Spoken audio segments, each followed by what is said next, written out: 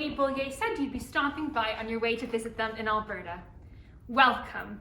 We certainly are in the swing of decorating for Christmas Day tomorrow. We're just finishing up our last-minute preparations. I hope it isn't too chilly out there for you. It can get quite cold here in Saskatchewan, not at all like the winters I was used to growing up in Quebec.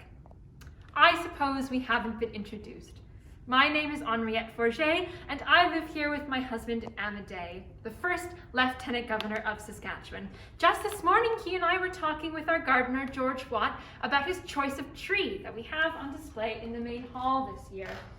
Queen Victoria, who passed away 4 years ago, popularized the tradition that her husband, Prince Albert, brought from Germany to England. And as you know, we try and copy the styles and traditions of the royal family as much as possible.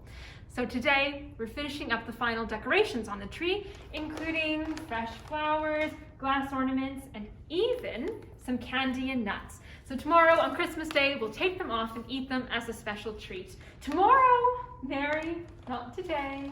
Thank you. You might have noticed how grand our Christmas tree is, and we're certainly lucky to have a tree this big and the room to spare to display it. We're also very lucky to have an evergreen tree.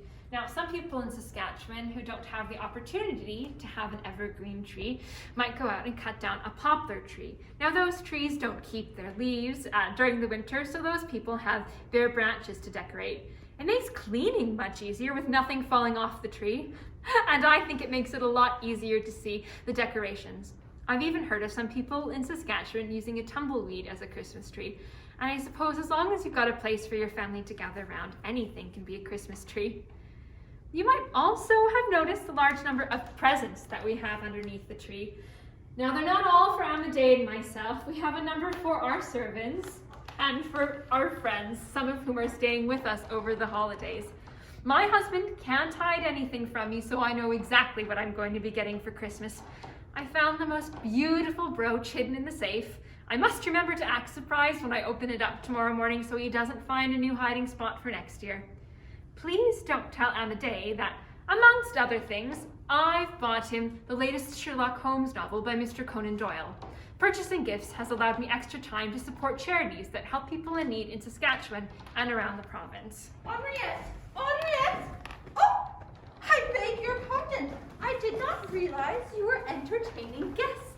But I wanted to talk to you about our efforts to help provide meals for those less fortunate. Of course. I'm sure you'd like to hear about what we're doing. Why don't we go into the drawing room and I can tell you more about our projects there. But first, please feel free to take a closer look at the tree if you wish. This way, Eliza. So nice to see the Christmas tree almost finished.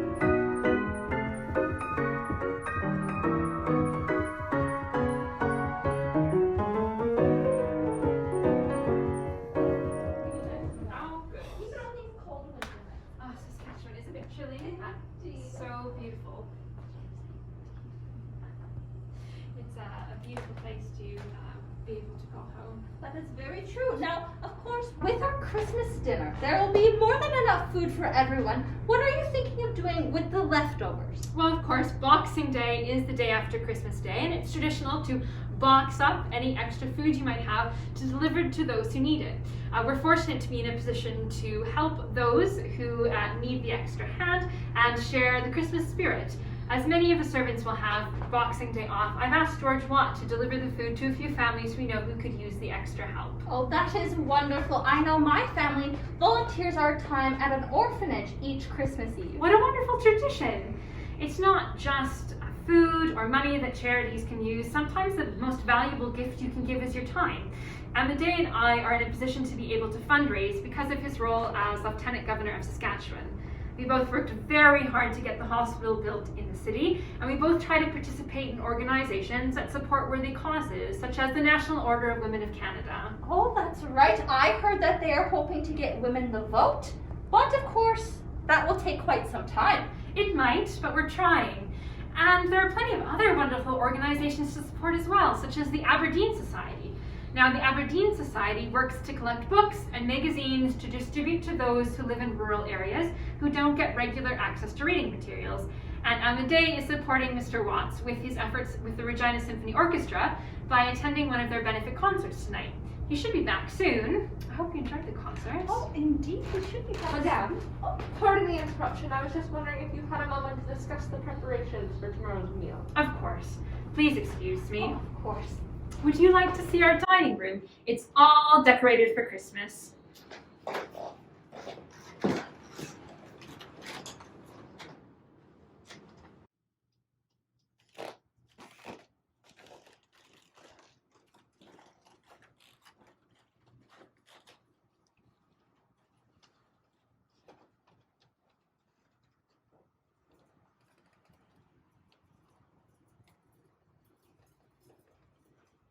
Mary, I'm so glad you finished with the tree. Now for tomorrow, I need you to confer with our cook about the menu that we're going to have.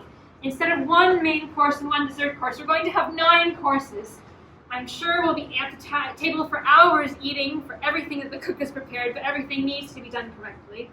Of course, we're going to be having a turkey for supper. Oh yes, it wouldn't be Christmas dinner without a turkey for supper. But isn't it strange that the turkey comes from North America, but the only reason we eat it for Christmas meal now is that families do in England, including the royal family. So even though the turkey comes from here, we only eat it for Christmas now because they do in England. But we'll also have some beef and ham as well. Yes, madame. We will also be having a serving of tortilla. Oh, my favorite. Yes, the cook knows that you miss it dearly from Quebec, so he's done his absolute best to prepare this pastry with the spiced meat. I'm quite certain you'll be pleased with his efforts. That's wonderful. And all the rest of the courses look delicious as well. Has the cook prepared the bûche de Noël? Oh, the Christmas log cake. Yes, he's prepared the chocolate cake with the cream and the wonderful little chocolate decorations. Oh my, I'm quite excited. He's also prepared a plum pudding for dessert. Plum pudding. Oh, you mean Christmas pudding. Yes, of course. It is called both, even though there are no plums in it. The cook told me that the word plum actually just refers to all of the different dried fruits that are found within the pudding, including raisins. Now, I will be sure from now on, however, to call it Christmas pudding. The cook actually prepared the pudding a few weeks ago, and us servants have been able to go into the kitchen and take turns stirring the batter, and ever since it's been hanging in a sack to let it dry out so that it's prepared to eat tomorrow. Now, the cook told me that he's hidden a couple of items within the pudding. A coin, a wishbone, and a ring, I think. I really don't know why he's done it. Well, I can answer that. Ah, Amédée, I'm glad you're back. How was the concert? It was wonderful, my dear, though the pianist could not match up to your talent. Oh, Amédée. Well, you see, Mary, the cook put those items in as a way of predicting the future. So a ring might mean that marriage is in the future for you. Wishbone means that you'll receive your heart's deepest desire, and a coin means that you might become rich very, very soon. So you must be careful, though, how hard you bite into your dessert. Oh, well, oh my. I certainly hope I'm lucky enough to find one of those items in my portion of Christmas pudding. You never know, Mary. Wedding bells might be in your future. Now, Amédée, I have to finish up in here, but Eliza's waiting in the drawing room. Would you please entertain her and our guests while I finish up? Of course, my dear.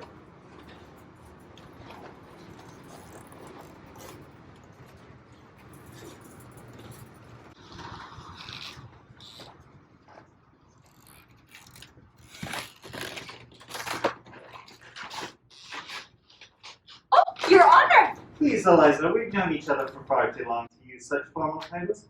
Please have a seat. We were just talking about Christmas pudding as one of the many traditions we participate here at Government House. Indeed, well, what other traditions are you aware of?